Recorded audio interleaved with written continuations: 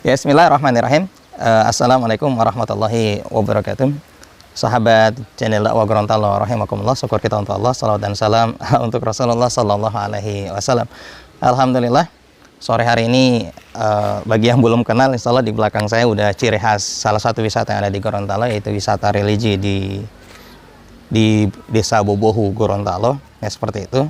Dan hari ini bertepatan dengan tanggal 28 Rajab, tepatnya peristiwa Isra dan Mi'raj.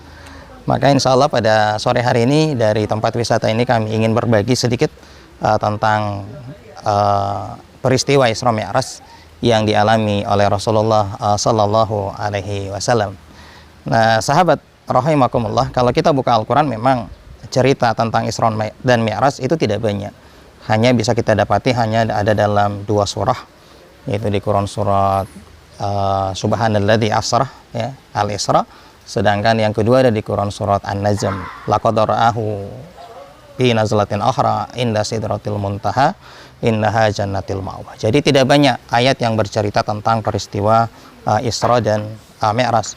Tapi peristiwa ini adalah peristiwa yang sungguh sangat luar biasa, sekaligus menjadi mukjizatnya Rasulullah sallallahu alaihi wasallam. Nah, pada kesempatan yang berbahagia ini kami ingin memandang peristiwa ini secara utuh. Ya, secara utuh. Kita tidak mengambil pilah-pilah hanya sebatas peristiwa sholatnya. Kita tidak mengambil hanya sebatas peristiwa ketika Nabi diperlihatkan surga dan nerakanya. Tapi lebih penting hakikat ketika Allah mengisra dan memi'rajkan Rasulullah Sallallahu Alaihi Wasallam. Ketika Allah memperjalankan Rasulullah di malam hari dari Masjidil Haram, kemudian ke Masjidil Aqsa, kemudian dimi'rajkan, dinaikkan oleh Allah sampai kemudian berjumpa dengan Allah di Sidratil Muntaha. Nah, poin pertama yang harus kita pahami, ikhwani, sahabat rahimakumullah, apa tujuan Allah Subhanahu wa taala mengisra dan memi'rajkan Rasulullah SAW. Nah, kalau kita melihat dari sisi sirah, maka Rasulullah SAW itu mengalami suatu fase keadaan yang sifatnya bisa dikatakan satu, dakwanya terlihat stagnan karena hampir seluruh mayoritas penduduk Arab Mekah itu menolak dakwanya Nabi lagi. Pertambahan orang yang masuk Islam tidak lagi begitu signifikan. Yang kedua, Rasulullah SAW mengalami amul hazan, tahun kesedihan, di mana istrinya, pelindung-pelindung dakwanya kemudian berpulang, diwafatkan oleh Allah Subhanahu Wa Taala, sehingga Rasulullah SAW berada dalam keadaan seperti yang tadi. Nah, sedih, kemudian dakwah mengalami semacam stagnasi, tidak ada perkembangan yang begitu pesat. Maka kemudian Allah Subhanahu wa taala mengisra dan memi'rajkan. Allah Subhanahu wa taala ingin menghibur Rasulullah sallallahu alaihi wasallam, sekaligus Allah ingin memperlihatkan tanda-tanda kebesarannya, sekaligus Allah ingin memperlihatkan satu proyeksi gambaran keadaan dakwah Nabi ke depan. Yang itu nanti akan bikin semangat Rasulullah sallallahu alaihi wasallam. Seperti itu. Makanya kalau kita membaca di beberapa riwayat tentang kejadian-kejadian yang dialami oleh Nabi ketika peristiwa Isra dan Mi'raj, itu adalah tanda-tanda kabar untuk Rasulullah SAW bahwa dakwah yang tadinya mengalami stagnanisasi itu akan mengalami lonjakan pertumbuhan perubahan yang luar biasa. Dakwah yang tadinya dihalang-halangi, itu Nabi mendapati gambarannya ketika peristiwa Isra dan Mi'raj itu akan mengalami sesuatu perubahan yang sangat-sangat luar biasa. Contoh kasus sahabat dakwah rahimakumullah, ketika dalam perjalanan Isra dan Mi'raj bersama Jibril, Rasulullah SAW ketika lagi di langit dunia itu melewati suatu tempat yang ternyata tempat itu terang. Terang. Kalau kita lihat kan, kalau malam hari rata-rata yang dilewati oleh Nabi itu adalah gelap, tetapi tempat itu terang. Ternyata setelah ditanyakan kepada kepada malaikat Jibril, tempat apa ini wahai Jibril? Maka kemudian Rasulullah SAW mendapati bahwa ini adalah tempat engkau akan hijrah. Jadi Nabi sudah mulai diberikan gambaran, nanti dakwamu akan pindah dari Mekah ke tempat hijrah ini. Maka kemudian Nabi mendapat informasi bahwa tempat yang terang benderang yang disaksikan oleh Nabi tersebut itu adalah Yathrib, yang kita kenal dalam sirah kemudian berganti nama menjadi kota Madinah. Seperti itu. Ada lagi peristiwa yang sungguh luar biasa yang menggambarkan bahwa penerimaan kepemimpinan Islam itu akan beralih kepada umat Islam. Ketika Rasulullah Sallallahu Alaihi Wasallam sampai di Al-Quds, kemudian disambut oleh para nabi-nabi terdahulu, Kemudian Rasulullah SAW menjadi imam untuk para nabi, dan di belakangnya mereka dengan penuh sukarela jadi makmum. Tidak ada protes dan lain sebagainya. Nah, ini adalah sebuah gambaran bahwa sebentar lagi peralihan kepemimpinan yang tadinya dipegang oleh Bani Israel itu kemudian akan beralih kepada Muhammad SAW. Kepemimpinan itu akan diwariskan kepada umat Islam. Ya, seperti itu. Kita semua paham bahwa Rasulullah SAW terkadang itu tidak terterima di kalangan Bani Israel. Makanya Yahudi, Nasrani itu tidak menerima Rasulullah SAW dikarenakan menurut mereka Nabi SAW itu tidak mengikuti silsilah kenabian mereka. Nah, kalau kita belajar silsilah para nabi, Ibrahim alaihissalam itu kan punya dua anak, Ismail dan Ishak. Nah, seperti itu kan. Nah, dari jalurnya Ishak, Nabi Ishak alaihissalam, itu banyak nabi-nabi. Itulah yang dikenal dengan Nabi Bani Israel. Di sana ada Musa, ada Harun, sampai kemudian ada Sulaiman. Ya, seperti itu kan, sampai kemudian ketemu Isa ibnu Maryam. Isa ibnu Maryam sendiri itu nggak sampai ke Isa gitu ya, karena memang jalurnya sendiri ya, seperti itu. Tapi kurang lebih seperti itulah jalur nabi-nabi Bani Israel. Sementara Rasulullah SAW itu jalurnya sendiri, langsung ketemu ke Ismail alaihissalam. Seolah-olah nabi itu tidak legitimate kalau kemudian harus mewarisi kenabian dari Bani Israel, karena silsilahnya tidak dari mereka. Tapi ketika Rasulullah SAW menjadi imam dan di belakangnya nabi-nabi dari Bani Israel, bahkan seluruh nabi itu menjadi imamnya Rasulullah SAW, itu adalah sebuah bukti sekaligus pertanda bahwa kepemimpinan urusan agama tauhid ini itu akan beralih kepada Muhammad SAW, dan kepemimpinan itu akan dipegang oleh umat Islam. Nah, seperti itu. Jadi kemudian jadi legitimate, ikhwani rahimakumullah. Nah, seperti itu.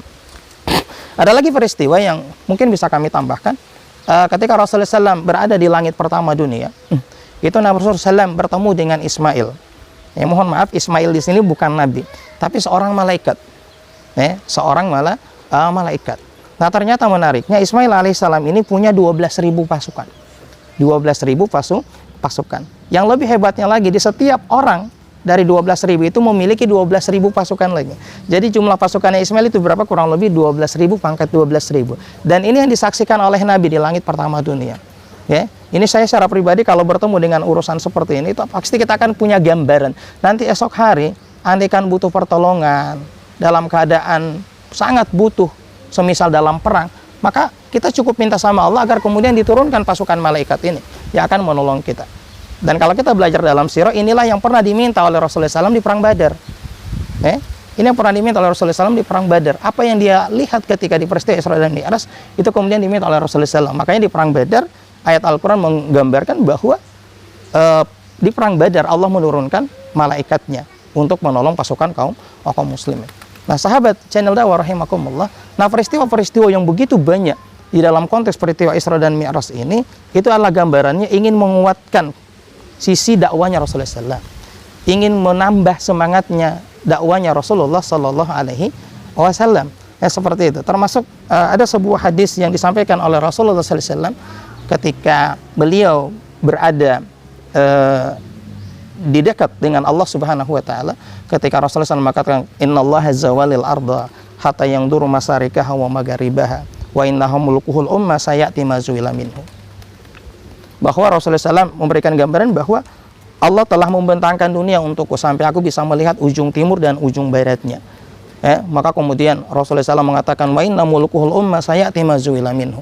Nah, sahabat rahimakumullah, bahwa Rasul memberikan sebuah kabar gembira untuk kita bahwa ujung timur dan ujung dunia sudah dihamparkan untuk umat Islam, dan Rasul memberikan kabar gembira bahwa wa inna mulkuhul ummah, dan nanti kekuasaan umatku ini akan sampai kepada apa yang telah dibentangkan kepada Rasulullah SAW. Artinya kekuasaan umat Islam itu insya Allah akan meliputi seluruh penjuru dunia ini. Nah, kalau kita belajar sejarah di masa lalu, kehilafahan di masa lalu hanya menguasai dunia kurang lebih 2/3, masih ada 1/3 wilayah dunia yang belum dikuasai oleh umat Islam. Maka insya Allah di waktu-waktu yang akan datang, 1/3 itu akan kembali dikuasai oleh umat Islam. Nah, selain itu kita mendapati penguatan ruhiyah Rasulullah SAW melalui penerimaan perintah sholat 5 waktu. Kemudian Rasulullah SAW dikuatkan lagi ketika menyaksikan penghuni surga dan penghuni neraka, di mana Rasul di sana mendapati kepastian bahwa orang-orang soleh, orang-orang beriman yang mengikuti dan membenarkan agamanya itu akan mendapati kebahagiaan tiada tara di surga, dan orang-orang yang menentang dakwanya itu akan mendapatkan azab di dalam nerakanya Allah wa ta'ala. Nah, inilah gambaran utuh dari peristiwa Isra dan Mi'raj, bahwa rangkaiannya adalah Rasulullah SAW itu di Isra dan Mi'rajkan oleh Allah Subhanahu wa taala, bahkan diundang khusus oleh Allah bertemu dengannya di Sidratil Muntaha. Itu adalah apa? Untuk menguatkan dakwanya Rasulullah sallallahu alaihi wasallam. Makanya kalau kita korelasikan dengan peristiwa-peristiwa yang terjadi setelah kepulangan Rasulullah SAW dari Isra dan Mi'raj, itu sangat nyambung. Buktinya apa? Buktinya setelah beberapa bulan setelah pulang dari peristiwa Isra dan Mi'raj, maka kemudian Rasulullah SAW mendapati adanya suku Aus dan Khazraj yang datang ke Mekah berhaji, kemudian mereka masuk Islam. Yang kemudian mereka pulang ke kampungnya, diutuslah Mus'ab bin Umair untuk menemani dan berdakwah di sana.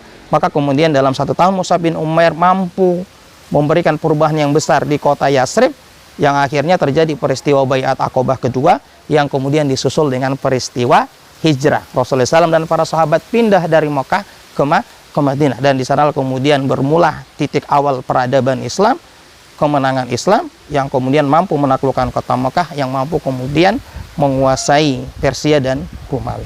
Nah, ikhwani sahabat channel dakwah rahimakumullah, nah kalau kita melihat itulah gambaran kenapa Rasulullah SAW di Isra dan di Mi'rajkan oleh Allah Subhanahu wa taala dalam rangkaian untuk membangkitkan semangat dakwanya Nabi, sekaligus Allah memperlihatkan proyeksi dakwanya Nabi ke depan akan seperti apa.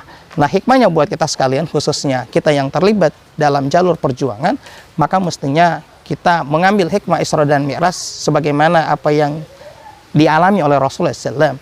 Mestinya di setiap momen Isra dan Mi'raj itu menjadikan kita untuk lebih semangat lagi untuk memperjuangkan Islam. Di setiap momen Isra dan Mi'raj mestinya dakwah kian kita kencangkan. Seperti itu. Kenapa? Karena ternyata kalau kita mau jujur, keadaan umat Islam hari ini kurang lebih sama dengan keadaan ketika Nabi SAW belum di Isra dan Mi'rajkan. Islam terkadang tertuduh, Islam terkadang dicap radikal, cap jelek dan lain sebagainya.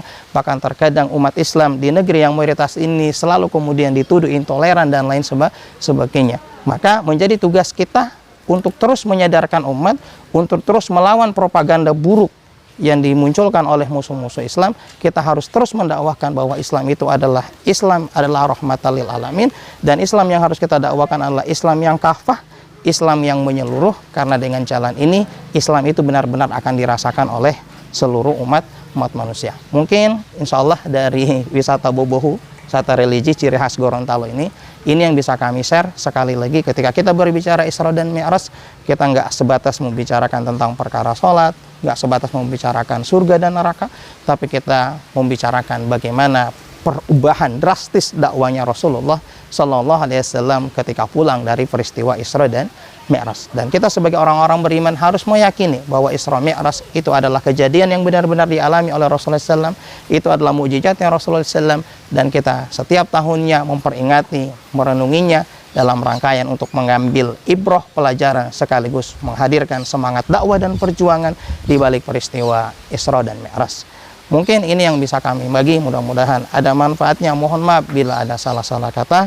Hadanallahu wa iyyakum ajmain, fastabiqul khairat. Billahi taufiq. Wassalamualaikum warahmatullahi wabarakatuh.